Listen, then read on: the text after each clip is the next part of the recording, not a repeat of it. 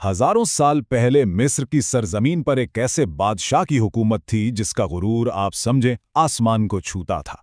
तो ये कहानी है ताकत के नशे में चूर एक जालिम की और उसी के खौफ से जन्म लेने वाले एक पैगंबर की।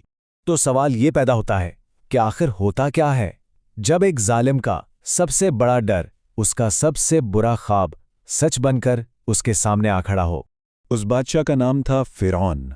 ताकत के नशे में इतना अंधा, इतना मगरूर कि उसने खुद को खुदा कहलवाना शुरू कर दिया था। उसने बनी इसराइल के लोगों को अपना गुलाम बना रखा था, उन पर जानवरों से भी बदतर जुल्म करता था। मिस्र के जो अजीम अहराम है ना, उनकी दीवारों में दरअसल इन्हीं मजलूमों का खून और पसीना शामिल था। फिरौन को लगता था कि उसकी ताकत को कोई चैलेंज कर ही नहीं सकता। लेकिन फिर एक पेशीन गोई और एक डरावने ख्वाब ने सब कुछ बदल कर रख दिया। लोगों में ये बात आहिस्ता आहिस्ता फैल रही थी कि बनी इसराइल की पुरानी किताबों में लिखा है कि एक बच्चा आएगा जो फिरौन की हुकूमत का खात्मा करेगा। शुरू में तो फिरौन ने इसे गुलामों की अफवाह समझकर नजरअंदाज कर दिया, लेकिन कुदरत को कुछ और ही मंजूर था। एक रात फिरौन ने एक इंतहाई खौफनाक ख्वाब देखा। उसने देखा कि आग का एक गोला कहीं से आता है और उसकी पूरी सल्तनत को जलाकर राख कर देता है। लेकिन अजीब बात यह थी कि वो आग बनी इसराइल के घरों को बिल्कुल भी नुकसान नहीं पहुंचा रही थी। ये ख्वाब असल में उसके अंदर छुपे खौफ की एक वाज़े तस्वीर था। उस ख्वाब ने उसे हिलाकर रख दिया। उसने फौरन अपने जादूगरों और नजूमियों को बुलाया, जिन्होंने ख्वाब की ताबीर यही बताई कि बनी इसराइल में एक बच्चा पैदा होगा जो उसकी बादशाहत को तबाह कर देगा। बस अपने खौफ पर काबू पाने के लिए फिरौन ने अपनी फौज को एक ऐसा हुक्म दिया जिसका तसव्वुर भी मुश्किल है। बनी इसराइल के हर नौज़ायदा लड़के को कत्ल कर दो। इस हुक्म के बाद मिस्र की गलियों में कहराम मच गया। हर तरफ मौत का साया था। लेकिन इसी मौत के साये में इस कहानी के हीरो की पैदाइश हुई। हज़रत मूसा अलैहिस्सलाम की वालदा सख्त परेशान थीं। तभी अल्लाह ने उनके दिल में ये बात डाली कि अपने बच्चे को एक टोकरी में रखकर दरियाए नील में बहा दो। और साथ ही अल्लाह ने वादा भी किया कि ना सिर्फ वो इस बच्चे को उनके पास वापस लाएंगे, बल्कि उसे अपना रसूल भी बनाएंगे। यहाँ ज़रा तकदीर का खेल देखिए। फिरौन जिस बच्चे को मारने के लिए पूरे शहर में कत्लेआम करवा रहा था, वो बच्चा दरिया की लहरों पर सफ़र करता हुआ सीधा उसी की तरफ आ रहा था। और फिर हुआ भी यही। वो टोकरी सीधे फिरौन के महल के किनारे जा लगी। वहाँ फिरौन की बीवी आसिया ने उसे देखा और फिरौन को इस बच्चे को गोद लेने पर राज़ी कर लिया। तो यूं फिरौन का सबसे बड़ा दुश्मन उसी के महल में, उसी के खर्च पर पलने लगा। हज़रत मूसा फिरौन के महल में एक शहजादे की तरह पले बढ़े, लेकिन एक वाक़या पेश आया जिसने उनकी जिंदगी को हमेशा के लिए बदल दिया।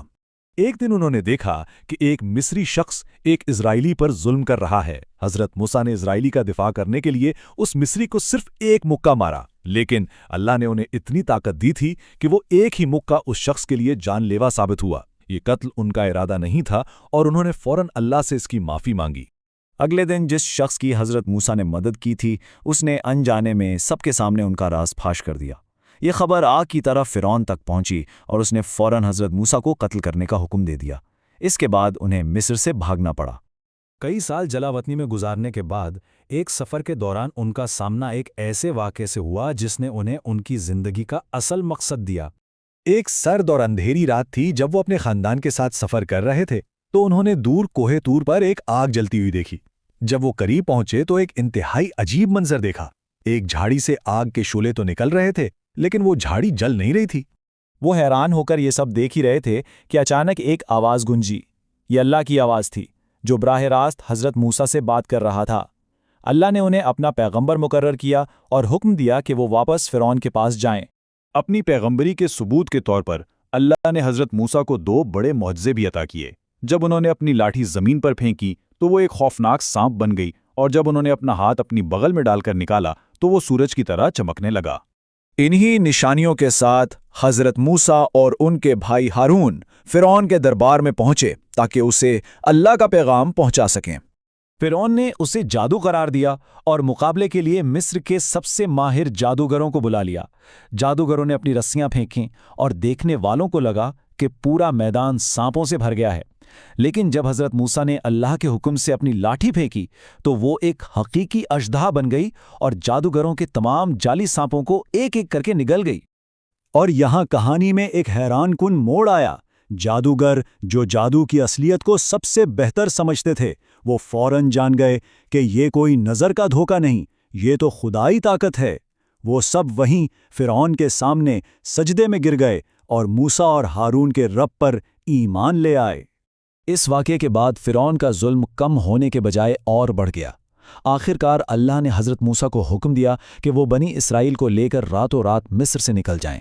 جب فرعون کو پتہ چلا تو اس نے اپنی پوری فوج کے ساتھ ان کا پیچھا کیا۔ بنی اسرائیل بحریہ احمر کے کنارے پہنچ کر ایک طرح سے پھنس گئے۔ ذرا تصور کریں، ان کے پیچھے موت بن کر آتی فرعون کی فوج تھی اور آگے گہرا بے رحم سمندر۔ بنی اسرائیل تو گھبرا گئے، لیکن حضرت موسیٰ کا ایمان مضبوط تھا۔ اللہ کے حکم سے انہوں نے اپنی لاٹھی سمندر پر ماری اور پھر ایک ناقابل یقین معجزہ ہوا۔ سمندر 2 حصوں میں بٹ گیا اور بیچ میں ایک خشک راستہ بن گیا۔ بنی اسرائیل بحفاظت اس پار چلے گئے، لیکن جیسے ہی فرعون اور اس کی فوج بیچ میں پہنچی، پانی کی وہ بلند دیواریں ان پر آ گریں۔ جب فرعون ڈوبنے لگا اور موت کو اپنے سامنے دیکھا تو اس کا سارا غرور، سارا تکبر ٹوٹ گیا اور وہ ایمان لانے کی فریاد کرنے لگا، لیکن توبہ کا وقت گزر چکا تھا۔ اللہ نے فرمایا کہ اس کے جسم کو محفوظ رکھا جائے گا تاکہ وہ آنے والی نسلوں کے لیے ایک عبرت کی نشانی بن جائے۔ یہ کہانی ہمیں یاد دلاتی ہے کہ تکبر کا انجام ہمیشہ تباہی ہوتا ہے اور سچی طاقت صرف اور صرف اللہ کے پاس ہے۔